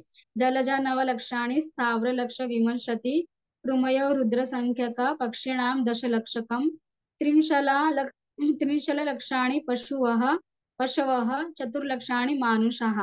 म्हणजे 84 लाख लोक म्हणजे जीव आपण म्हणतो, तर ते कोणते? 9 लाख प्रकारचे जलचर बघा सांगितलं आहे, आणि 20 लाख प्रकारचे वृक्ष वैली वगैरे असतात, आणि मग 11 लाख प्रकारचे कृमी कीटक आपण म्हणतो, आणि सरीसृप वगैरे म्हणजे सरपटणारे वगैरे कृमी कीटक आपण बघतो, आणि मग 10 लाख प्रकारचे पक्षी, आणि 30 लाख प्रकारचे म्हणजे प्राणी वगैरे जंगलात आढळणारे आपण बघतो वेगवेगळ्या प्रकारचे प्राणी, आणि मग 4 लाख, त्याच्यानंतर मग मिळणारा 4 लाख प्रकारचे मनुष्य. मग अशा प्रकारे एवढ्या, आणि आपण म्हणतो ना 84 लाख योनीनंतर आपल्याला मनुष्य जीवन प्राप्त झालं आहे. तेव्हा हे मनुष्य जीवनाचं काय म्हणजे लक्ष आहे, मनुष्य जीवनामध्ये कोणत्या प्रकारचे आपण कर्म करायला हवं, तर अशा प्रकारे हे 84 लाख प्रकारचे जीव आपल्या ह्या भौतिक प्रकृतीमध्ये आढळतात. त्या पुढे आपण सगळं शिकणार आहोत विस्तारित रूपमध्ये. हा, आता पुन्हा हेच आहे, एक शरीर सोडून आपण दुसऱ्या शरीरामध्ये प्रवेश करतो.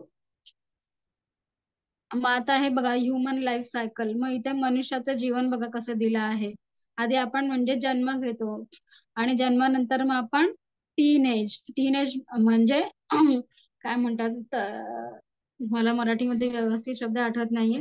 मग टीनेज म्हणजे तरुण वय असेल कदाचित. मग आपल्याला विवाह होतो, विवाहानंतर मुलं वगैरे जन्माला येतात, आणि मग परत मग मॅच्युरिटी. हो की नाही, आपण वेगवेगळ्या प्रकारचे शिक्षण घेतो, नोकरी वगैरे करतो, पैसा कमवतो, त्यानुसार मग आपण आपल्या इच्छा वगैरे असतात त्या पूर्ण करतो, आणि मग सिनियरिटी. मग ओल्ड एज सांगितलं की नाही, म्हातारपण. मग म्हातारपण झाल्यानंतर मृत्यू. मग अशा प्रकारे चालणारं हे चक्र आहे, जीवन चक्र. आणि तेच तेच करत आपण राहिलो तर आपण, पुढची स्लाइड घ्या माताजी.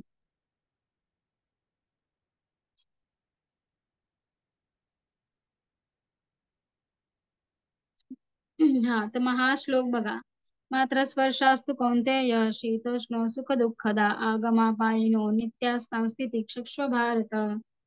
हरे वाचा मॅम. कृष्ण. हे कुंतीपुत्र, आनंद आणि त्रास कायमस्वरूपी स्वरूप आणि त्याचे योग्य वेळी गायब होणे, हिवाळा आणि ग्रीष्म ऋतूचे येणे आणि गायब होण्यासारखे आहे. हरे कृष्ण. हे ट्रान्सलेशन व्यवस्थित नाही माताजी माझ्याकडे, मी हे वाचते. हो. हे कोणते, या तात्पुरती उत्पन्न होणारी आणि कालांतराने विनाश पावणारी जी सुख दुःखे आहेत, ती हिवाळा आणि उन्हाळा यांच्या येण्या जाण्याप्रमाणे आहेत. हे भरतवंशजा, ती सुखदुःखे इंद्रियांना होणाऱ्या जाणीवेपासून निर्माण होतात, आणि मनुष्याने ती क्षुब्ध न होता सहन करण्यास शिकले पाहिजे. मग इथे भगवंत सांगत आहेत अर्जुनाला. अर्जुन म्हणतो की नाही, की त्याला म्हणजे खूप दया वाटत आहे, मी माझ्या स्वकीयांना मारत आहे, आणि त्यामुळे त्याला खूप म्हणजे दुःख वाटत आहे, आनंद वाटत नाहीये. आपण पहिल्या ह्याचं बघितलंय की नाही, त्याला म्हणजे दया वाटत होती. मग भगवान कृष्णांनी सांगितलं आपण शरीर नाही आत्मा आहेत, एक शरीर सोडून त्यांना पुन्हा जन्म मिळणार आहे, आणि मग तो म्हणतो की मला आनंद वाटणार नाही, त्या सगळ्यांना मारून मला दुःखच होईल. तर भगवान कृष्ण म्हणतात की हे सगळं आपल्याला जे दुःख आणि सुख आपण जे आपली अशी कल्पना आहे, ती सारखी म्हणजे येणारी जाणारी आहेत. म्हणजे बघा हिवाळ्यामध्ये खूप थंडी असते, ती पण आपण टॉलरेट करतो. उन्हाळ्यामध्ये एवढी गरमी असते, म्हणजे सहन न होणारी आपण बघत आहोत की नाही, ते पण आपण सहन करतो. तर अशा प्रकारे सुख आणि हे आणि दुःख आहेत ना, हे देखील उन्हाळ्या पावसाळ्यासारखी ये जा करणारी आहेत. तर दुःख आलं म्हणजे आपण खूप म्हणजे दुःखी होऊन जाणे, खचून जाणे, मग मी आत्महत्याच करतो, मग मला जगणंच नको, अशा प्रकारचे विचार कधी मनात आणू नये. आणि मग सुख आलं तर सुखाने पण आपण खूप असा भारावून जातो आणि मग चुकीचे निर्णय घेतो की आता सुखामध्ये आता हा मला कारण काय करू शकणार आहे, मी वाटेल ते करू शकतो. तर असं नाहीये, ते आपण सुख आणि दुःखामध्ये पण आपण अविचल राहायला पाहिजे आणि ते दोन्हीही आपण टॉलरेट केलं पाहिजे. तर तू यांना जर मारून टाकलंस तर त्यांना त्यांच्या कर्मानुसार दुसरं शरीर देखील प्राप्त होणार आहे. तो म्हणतो की नाही मी युद्ध करणार नाहीये. आणि दुःख आलं तरी पण तू ते सहन करायला शिकलं पाहिजेस, कारण हे मनुष्य जीवन म्हणजे द्वंद्व द्वंद्व म्हणजे तिथे सुख पण असणार दुःख पण असणार, म्हणजे थंडी पण असणार आहे आणि मग गरमी पण असणार, ऊन पण असणार आहे. ते दोन्ही आपण टॉलरेट करायला शिकलं पाहिजे. तर हे भगवान कृष्ण सांगत आहेत आपल्याला, ही दुसरी शिकवण आहे. आपण दोन्ही सहन करायला शिकलं पाहिजे. तर पुढची स्लाइड घ्या माताजी.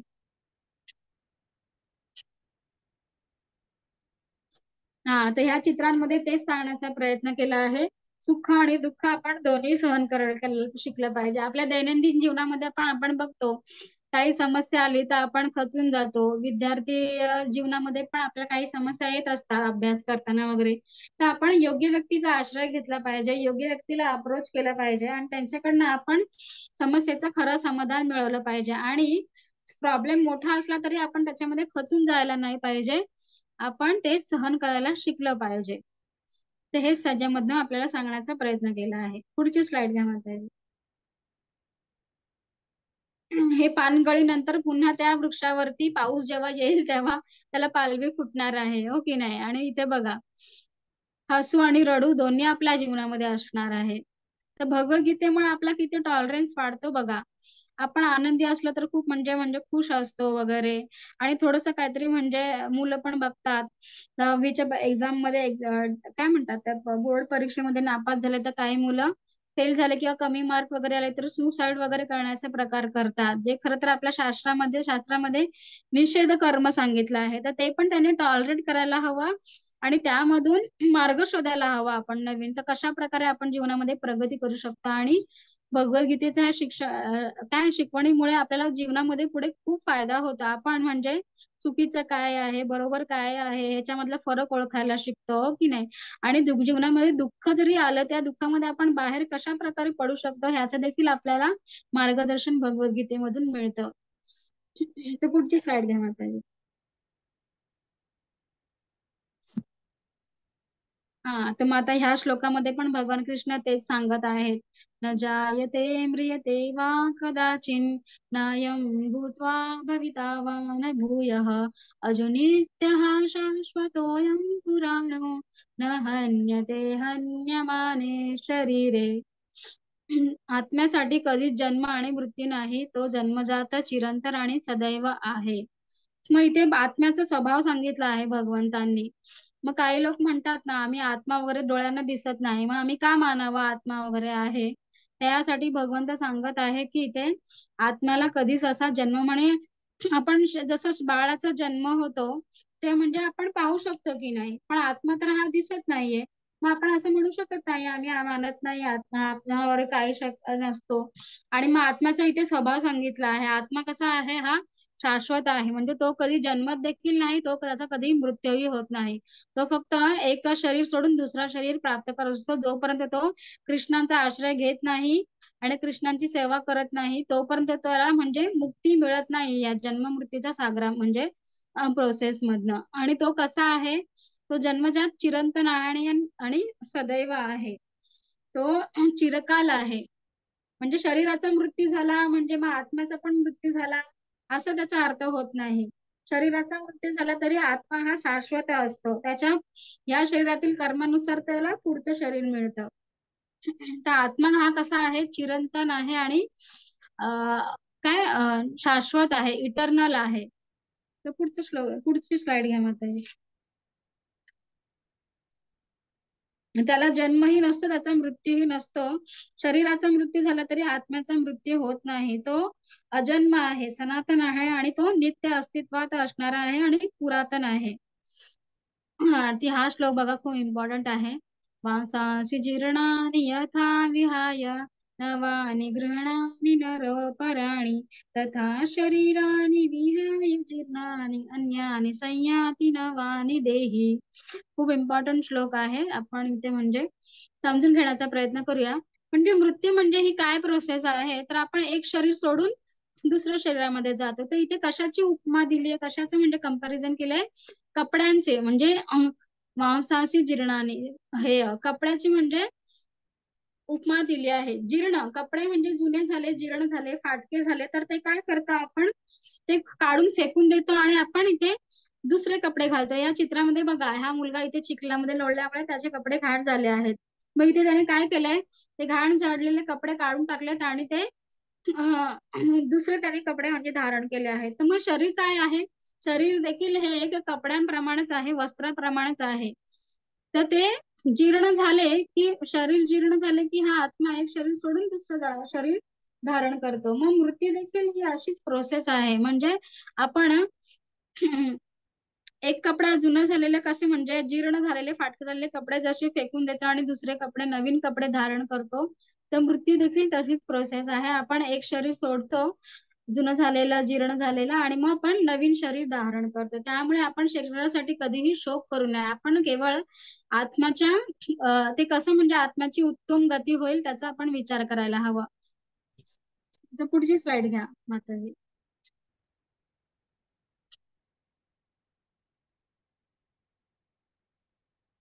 हरे कृष्ण माताजी, पुढची स्लाइड घ्या.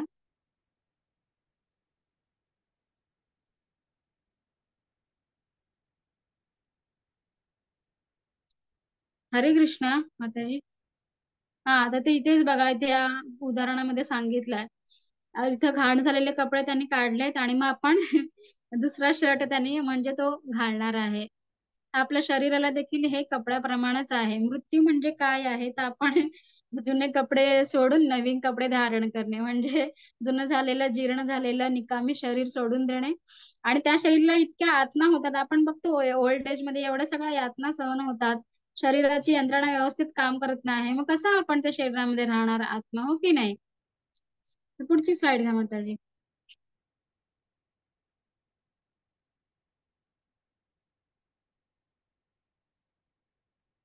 हा, तर जसे एखादी व्यक्ती नवीन वस्त्र घालते आणि जुनं वस्त्र सोडून देते, त्याचप्रमाणे आत्मा नवीन भौतिक शरीर स्वीकारतो आणि जुन्या आणि निरुपयोगी वस्तूंचा त्याग करतो. मग आता इथे काय सांगितलंय ह्या स्लाइड मध्ये, मी आता सांगितलं ना, जसं आपण जुने वस्त्र सोडून देतो आणि नवीन वस्त्र धारण करतो, तशाच प्रकारे आत्मा हा देखील ना जुन्या आणि जीर्ण शरीराचा त्याग करतो आणि नवीन शरीर धारण करतो. मग आता इथे काय सांगितलं आहे, ते चित्रण पण आणा माताजी. हरे कृष्ण. तो पोहणारा होता ना, आता बघा इथे ह्या चित्रामध्ये, हरे कृष्ण माताजी. हरे कृष्ण माताजी. हरे कृष्ण. हा माताजी बोला ना. ते पोहणाऱ्याचं चित्र होतं ना, ते चित्र हे करा ना, हा चित्र आणा इथे स्लाइड वर.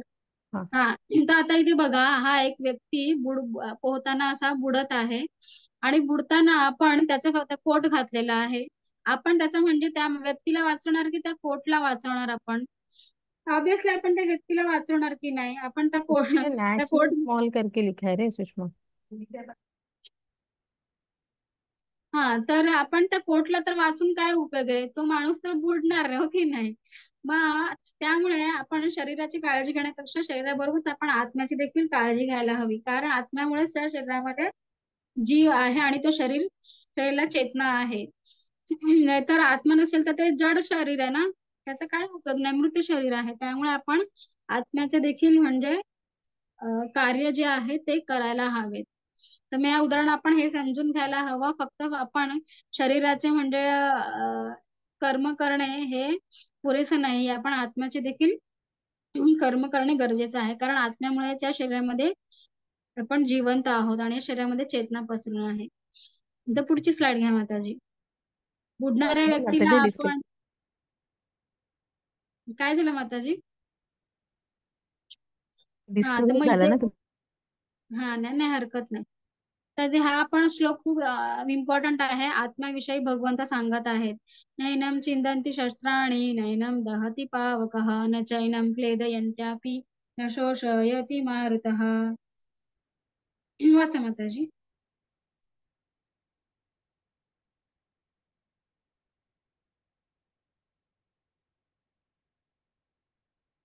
कोणत्याही शस्त्राने आत्म्याला कधीही तुकडे करता येणार नाही. त्याला आगीत जाळून टाकता येऊ शकत नाही, पाण्याने ओले होऊ शकत नाही आणि वाऱ्याने सुकवले जाऊ शकत नाही. या आत्म्याचे कोणत्याही शस्त्राद्वारे तुकडे करता येत नाही, अग्नीद्वारे जाळता येत नाही, पाण्याद्वारे त्याला भिजवता येत नाही, तसेच वाऱ्याने त्याला सुकवताही येत नाही. मग आत्मा हा कसा आहे? हा शाश्वत आहे, आपण पाहिलं. आणि आत्म्याचा स्वभाव काय आहे? हा आत्मा त्याच्यावरती कशाचाच इफेक्ट होत नाही. आपण विचार केला आता, चला आत्मा हा अजरामर आहे आणि मग आत्मा हा, आत्म्याला मी शरीराचा मृत्यू झाला तरी आत्म्याचा मृत्यू होत नाही. तो कसा आहे? तो शस्त्राद्वारे त्याचे तुकडेही करता येत नाही. आपण विचार केला अग्नीने मी जाळून टाकतो तर ते देखील शक्य नाही, पाण्याद्वारे त्याला भिजवता देखील येत नाही, वाऱ्याने त्याला वाळवता येत नाही. म्हणजे त्याच्यावरती कशाचाच इफेक्ट होत नाही. आणि आत्मा कसा आहे? इटर्नल आहे, शाश्वत आहे, त्याच्यावरती कशाचा इफेक्ट होत आहे आणि तो सनातन आहे. तर हे आत्म्याचे सगळं वर्णन भगवंत कृष्ण सांगत आहेत. हे सर्व आत्म्याचे काय म्हणतात, कॅरेक्टरिस्टिक्स किंवा वैशिष्ट्य आपण समजून घेत आहोत. तर पुढची स्लाइड घ्या माताजी. हा, तर मग इथे बघा तो काय म्हणतो आहे, विलाप करत आहे. हतो वा प्राप्स्यसि स्वर्गम जित्वा वा भोक्ष्यसे महिम तस्मात् उद्दिष्ट कौन्तेय युद्धाय कृतनिश्चयः. हरे हे कृष्णा. हा हे वाचा माताजी. हे कुंतीच्या मुला, एकतर तू रणांगणावर ठार होशील आणि स्वर्गीय ग्रहावर जाशील, किंवा जिंकशील आणि ऐहिक साम्राज्याचा आनंद घेशील. म्हणून उठून दृढ निश्चयाने तू लढ. हरे कृष्णा. हा, तर मग अर्जुन विलाप करत होता की नाही की मी युद्ध करणार नाही, आणि तो कारण देत होता. मला काही आनंद होणार नाही, मी एकटा काय करू शकणार आहे आणि मला पापी प्रतिक्रिया लागेल. तर पापी प्रतिक्रिया लागेल ना, ह्याचं हे उत्तर भगवंत कृष्ण या श्लोकामधून देत आहेत. म्हणजे एका क्षत्रिय, अर्जुन हा क्षत्रिय होता आणि क्षत्रियासाठी युद्ध करणे हे खूप म्हणजे महत्वाचं आहे. म्हणजे तो नकार देऊ शकत नाही. आणि हे युद्ध अधर्माच्या ज्या बाजूने होते त्यांचा विनाश तर कसाही होणारच होता, हो की नाही. आणि भगवान कृष्ण सांगत आहे तुला पापी प्रतिक्रिया लागणार नाही, कारण अं, तू जर युद्धामध्ये मारला गेलास, म्हणजे विरोधी पक्षाकडून तू जर मारला गेलास, तर एका क्षत्रियाचा जेव्हा म्हणजे युद्धाच्या प्रसंगी जेव्हा मृत्यू होतो तर त्याला वीरगती प्राप्त होते. आणि वीरगती प्राप्त झाली तर तो स्वर्गामध्ये जाईल. आणि स्वर्गामध्ये तर अनियंत्रित म्हणजे असं अमर्याद ऐश्वर्य तुला भोगायला मिळेल. म्हणजे तिथेही कोणत्या प्रकारची तुझी हानी तर होणारच नाहीये, तुला पाप तर लागणार नाहीये. तू तर काही नरकामध्ये मी जाईल अशी त्याला भीती वाटत होती की नाही, तर तिथे तुला म्हणजे तुला पापी प्रतिक्रिया कोणतीही लागणार नाही. आणि तू इव्हन तू म्हणजे इलिव्हेट होशील, म्हणजे स्वर्गामध्ये तुला म्हणजे जायला, स्वर्गामध्ये तुझी म्हणजे हे होईल, गती होईल, तुझी चांगलीच गती तुला मिळणार आहे. आणि जर तू जिंकलास तर हे सगळं एवढं राज्य तुला इथे पृथ्वीवरती भोगायला मिळेल. म्हणजे दोन्ही प्रकारे तुझा म्हणजे फायदाच आहे, तुला कोणत्याही प्रकारची पापी प्रतिक्रिया लागणार नाही. जितवा भोक्ष्यसे महिम, हा तो म्हणजे हारलास तर तुला म्हणजे युद्धामध्ये वीरगती प्राप्त झाली तर तुला म्हणजे स्वर्गामध्ये तू एलिव्हेट होशील आणि स्वर्गामधलं अमर्याद असं म्हणजे लक्झुरियस लाईफ तिथे तू जगू शकशील. आणि जिंकलास या पृथ्वीवरती तरी तुला हे पृथ्वीवरती एवढं सगळं राज्य तुला भोगायला मिळेल. तर अशा प्रकारे मग सांगतात तर मग तू दृढ निश्चय कर आणि उठ आणि दृढ निश्चय कर आणि युद्ध कर असे त्याला सांगत आहेत. मग इथे बघा स्वर्गामध्ये कशा प्रकारचं लक्झुरियस लाईफ असतं, हो की नाही. म्हणजे भरपूर प्रमाणात तिथे सोन्याची घरं वगैरे असतात. म्हणजे स्वर्गाचं खूप छान आपल्या शास्त्रांमध्ये वर्णन दिलेलं आहे. आणि तिथे कोणत्याही प्रकारचे फॅक्टरीज नसतात किंवा हॉस्पिटल वगैरे नसतात. आणि खूप म्हणजे सोमरस वगैरे असं म्हणजे उच्च प्रकारचं असं पेय आहे ज्याच्यामुळे आपल्याला खूप शक्ती मिळते, आपलं आरोग्य चांगलं राहतं. तर अशा प्रकारे लक्झुरियस लाईफ. आणि अप्सरा वगैरे असतात स्वर्गामध्ये, तुम्ही ऐकलं असेल ना, खूप सुंदर सुंदर अप्सरा वगैरे असतात, त्यांच्या बरोबर उपभोग करायला तुला मिळेल. तर अशा प्रकारे ह्या हॉस्पिटल नाही, तिथे कोणत्या प्रकारचे रोग नाही, तिथे नोकरी वगैरे करण्याची पण गरज नाही. आपण कसं घराच्या काठेवर सकाळी उठून शाळेत जा, नोकरी करा, शिक्षण घ्या, हो की नाही, बॉसचा ओरडा वगैरे खा. तर स्वर्गामध्ये अशा प्रकारच्या फॅक्टरीमध्ये किंवा ऑफिसेस वगैरे जाऊन काम करण्याची गरज नसते. तर अशा प्रकारचे लक्झरियस लाईफ तू तिकडे स्वर्गामध्ये प्राप्त करू शकतील. तर कृष्ण सांगत आहेत त्याला. तर त्यामुळे तू उठ आणि युद्ध कर म्हणत आहेत. तर पुढची स्लाइड घ्या माताजी. माताजी तुम्हाला किती स्लाइड आहेत? अजून खूप स्लाइड्स आहेत का? मग त्याचे अजून एक 8 आहेत, 8 स्लाइड्स. ठीक आहे. तर मग तुझे शत्रू तुला निंदनीय शब्द बोलतील व तुझ्या क्षमतेचा तिरस्कार करतील. तुझ्यासाठी यापेक्षा वेदनाकारक आणखी काय असू शकेल? मग तो युद्ध करण्यासाठी नकार देत आहे. तर तो भगवान कृष्ण त्याला सांगत आहेत. तर आपण तुझे शत्रू बघा, तू जरी म्हणजे युद्ध सोडून वनामध्ये संन्यास घेतलास आणि जर तू वनामध्ये जंगलामध्ये निघून गेलास, तर तुझे शत्रू म्हणजे तुझी निंदा करतील. अरे तू खूप डरपोक आहेस, हसतील तुझ्यावरती, तुझं म्हणजे मस्करी उडवतील आणि तुझं निंदा करतील, तुझा खूप अपमान होईल. तर एखाद्या क्षत्रियासाठी असे निंदनीय शब्द आहेत हे खूप. तू ते सहन करू शकशील का? तुझा क्षत्रिय स्वभाव असल्यामुळे ते सहन करू शकणार नाही आणि मग तिथेही जंगलामध्ये तुला हे ते खूप म्हणजे त्रास देईल तुला आणि तिथेही तू मग एखाद्या निष्पाप जीवावरती तुझा सगळा राग काढशील आणि भिक्षा मागायला गेलास तरी पण तिथे तुला खूप म्हणजे ते निंदनीय वाटेल. संन्यास घेऊन तू निघून गेलास तरी. मग अशा प्रकारे तुझा खूप म्हणजे वेदनाकारक ठरेल हे तुझे शत्रू जर तुला असे निंदनीय शब्द बोलले तर तिथेही तुझाच म्हणजे हार होणार आहे. त्यामुळे तू उठ आणि युद्ध कर. अशा प्रकारे तू शोक करू नकोस. शरीरासाठी तू शोक करू नकोस. अशा प्रकारे भगवान कृष्ण सांगत आहेत.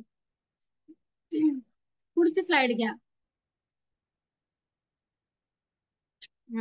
हा म्हणे हा विक्रम नाशोस्ति प्रत्यवायो न विद्यते स्वल्पमप्यस्य धर्मस्य त्रायते महतो भयात. वाचा माताजी. हरे कृष्ण. या प्रयत्नात कोणतेही नुकसान होणार नाही आणि या मार्गातील थोडी प्रगती एखाद्याला सर्वात धोकादायक प्रकारच्या भीतीपासून वाचवू शकते. हरे कृष्ण. हा एक सुंदर गोष्ट आहे. एक म्हणजे असं ना म्हणजे वैदिक काळामधली अशी जुन्या काळातील म्हणजे गोष्ट आहे. एक कृष्णाचं मंदिर असतं आणि त्या मंदिरामध्ये आहे ना असा दिवा ठेवलेला असतो आणि तिथे एक उंदीर येतो आणि त्या उंदराला आहे ना त्या दिव्याची अशी ज्योत पाहून त्याला काय वाटतं हे काहीतरी लाल रंगाचं असं चेरी असं नावाचं काहीतरी असं फळ आहे छानपैकी मला खायला मिळू शकेल म्हणून त्याला असं वाटतं आणि तो त्या दिव्यावरती झडप मारतो. म्हणजे त्या त्या दिव्याच्या अशा भोवती तो फिरतो आणि त्या दिव्यावरती अशा झडप मारतो आणि काहीतरी एक्झॅक्टली मला आठवत नाहीये. हा दिवा असतो. हा दिवा आहे ना अं विझणार असतो वाऱ्याने आणि त्या छोटीशी अशी वात बघून ना त्याला काहीतरी असं फळ आहे असं वाटतो आणि तो आहे ना त्या दिव्यावरती झडप मारतो आणि त्या झडप मध्ये त्या ह्याचा गरम गरम चटका लागल्यामुळे त्या उंदराचा मृत्यू होतो. पण त्यांनी त्या दिव्यामध्ये झडप मारल्यामुळे काय होतं तो दिवा जो विझणार असतो तर त्याची वात अशी अशी पुढे ढकलली जाते आणि तो दिवा अजून तो असा म्हणजे जळायला लागतो व्यवस्थित. तर आणि भगवान कृष्ण हे परमात्मा असल्यामुळे ते सगळ्यांच्या हृदयामधले जाणतात. तर काय चाललंय सर्व त्यांना माहिती आहे. भूतकाळ, वर्तमान काळ आणि वर्तमान सगळ्या जीवांविषयी सगळं काही त्यांना माहिती आहे आणि ते सगळं पाहत असतात. आता मग कृष्ण काय विचार करतात की या उंदरामुळे त्यांनी माझ्या पुढे येऊन दिवा लावला. तर ते असा विचार करतात आणि मग या उंदराला आहे ना ते म्हणजे पुढच्या जन्मामध्ये एक असं सुंदर राणीचं म्हणजे जीवन देतात. म्हणजे एका खूप अशा वैभवशाली साम्राज्याचे जे राजा असतात ना तर त्या राजाची त्याला पत्नी म्हणजे खूप राणी जीवन त्याला मिळतं आणि त्या राज्यामध्ये आहे ना खूप असं म्हणजे दिवे वगैरे लावलेले असतात. म्हणे त्या राजाला ती अशी राणी विचारते काहीतरी प्रश्न विचारते की एवढे सर्व का दिवे लावलेले आहेत आणि मला एक्झॅक्टली आठवत नाही या स्टोरीचं. मी तुम्हाला पूर्णपणे माहिती करून घेईल आणि सांगेल. पण मग इथे सांगण्याचं तात्पर्य काय आहे तर ना त्या उंदीर हा एक छोटासा फर्स्ट ऑफ ऑल तो हा पशु आहे आणि त्याने तर हा दिवा लावला नाही.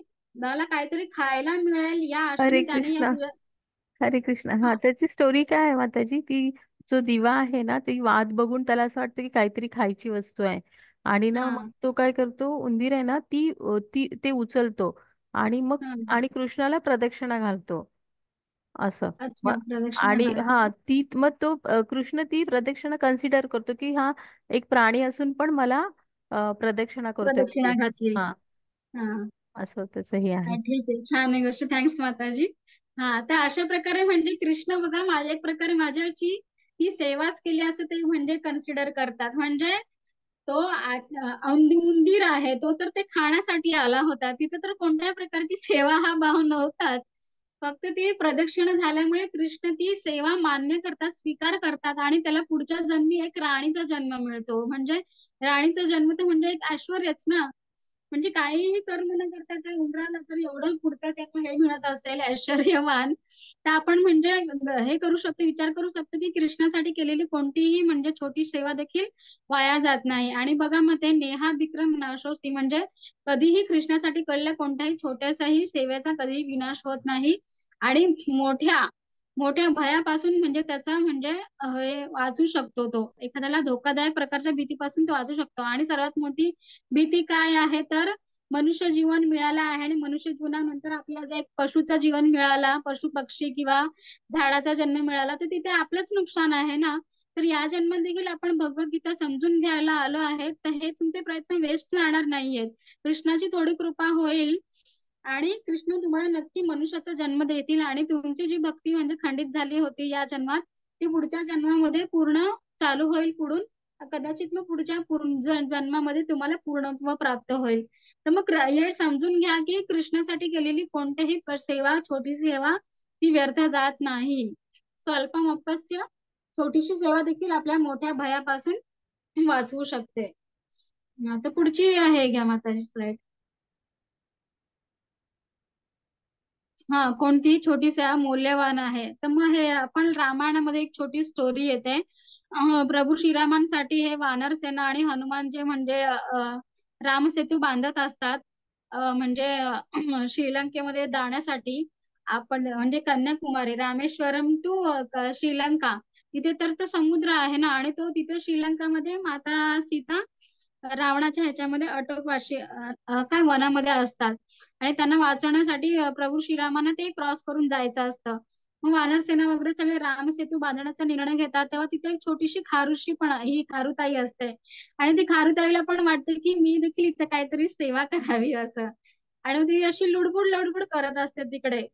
मग लुडबुड करता करता करता जर कोणाचा तर पाय पडला तर तिचा म्हणजे मृत्यू होईल की नाही. तर मग हे सगळे तिचे प्रयत्न आहे ना प्रभू श्रीराम तिथे म्हणजे बघत असतात आणि तिला आता असं उचलून घेतात. ती फक्त असं मनामध्ये विचार करते मी पण काहीतरी इथे सेवा करायला हवं. तर तो प्रभू श्रीरामांचं तिच्याकडे लक्ष जातं आणि ते तिला उचलून घेतात. आणि बघा तिच्या पाठीवरती अशा 3 बोटांनी असे असं फिरवतात असं. तर म्हणून मग त्या खारुताईच्या पाठीवरती अशा 3 रेघा आपण बघतो की नाही.